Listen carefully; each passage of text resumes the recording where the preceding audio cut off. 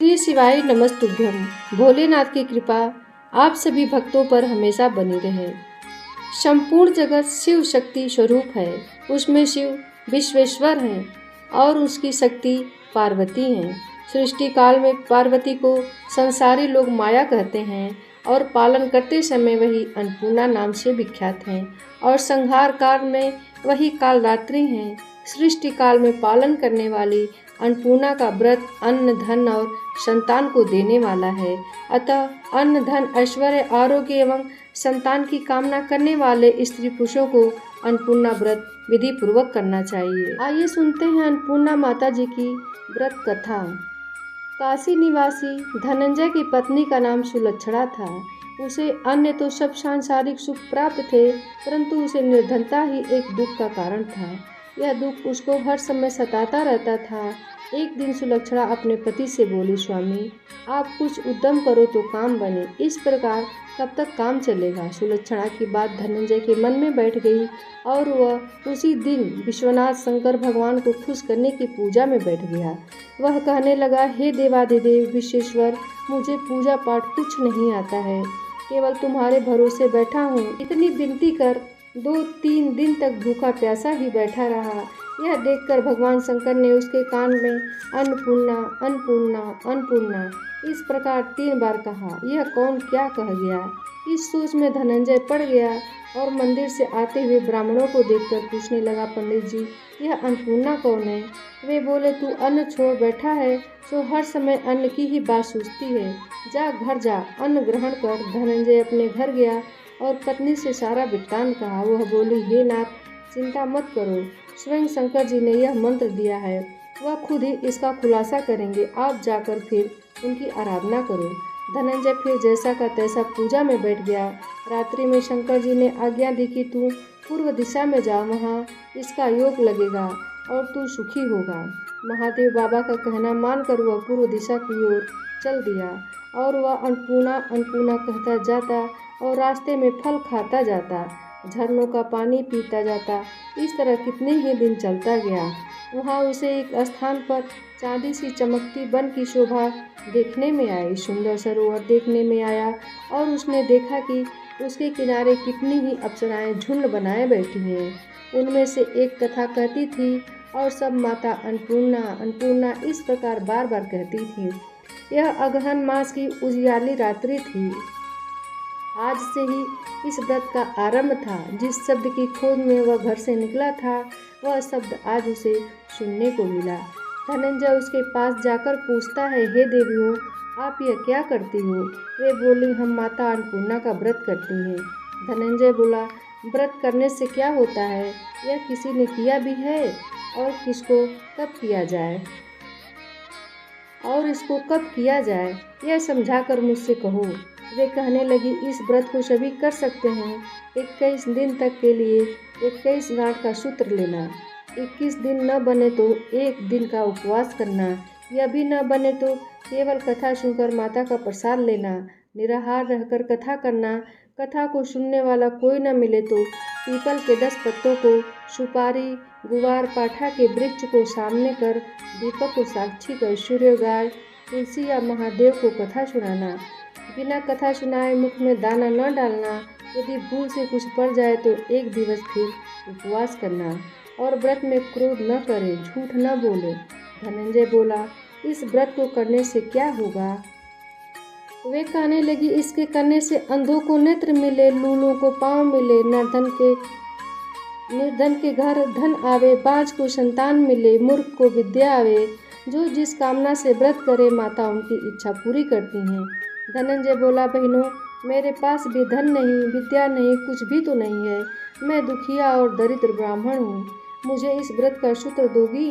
वह बोली, हाँ भाई तेरा कल्याण है, हम तुझे देंगी, ले इस व्रत का मंगल सूत्र ले।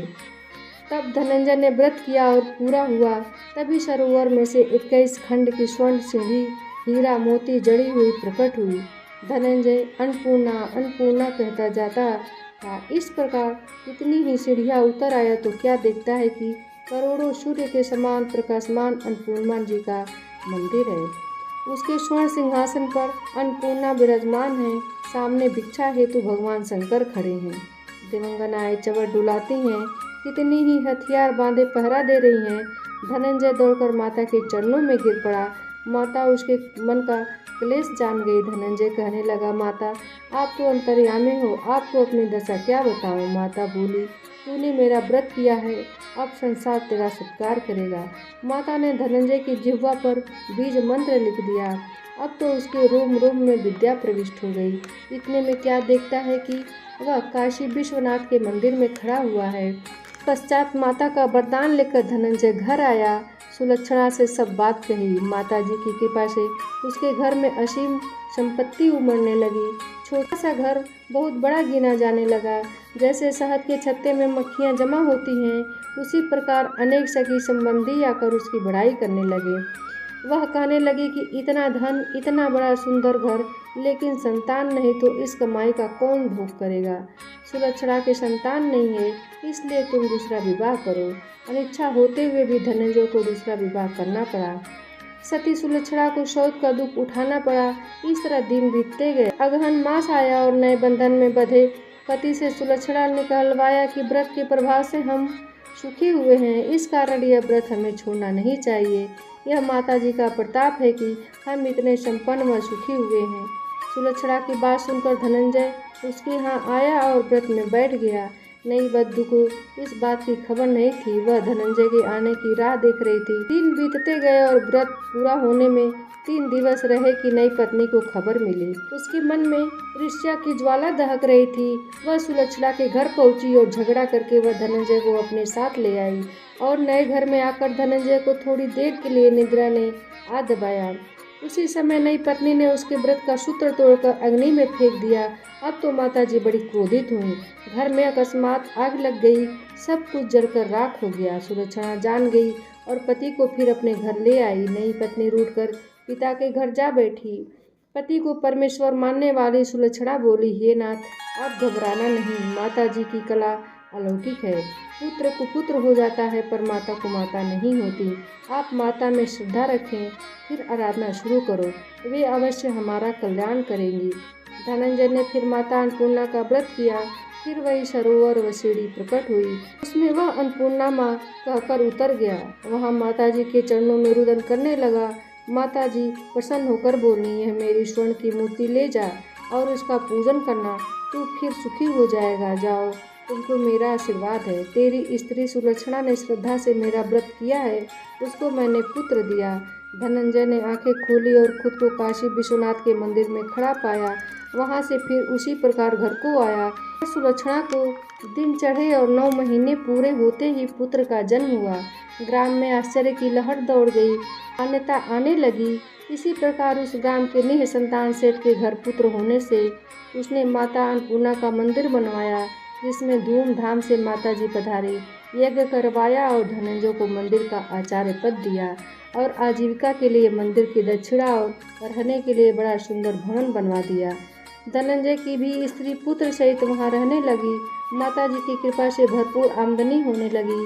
उधर नई वधू के पिता के घर डाका पड़ा, सब कुछ लूट गया। वे भिक्षा मांगकर पेट भरने लगे। सुलक्षणा ने जब यह सुना तो उन्हें बुला भेजा और उन्हें अलग घर में ठहरा दिया और उनके अन्न वस्त्र का प्रबंध कर दिया। धनंजय, सुलक्षणा और उसका पुत्र माता जी की कृपा से आनंद करने लगे।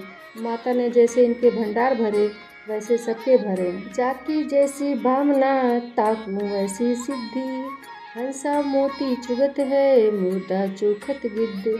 सत्य भावना देव में सकल सिद्धि का मूल, बिना भाव भटक क्यों फिरे खोवे समय फिजूल। श्री अन्नपूर्णा व्रत कथा समाप्त।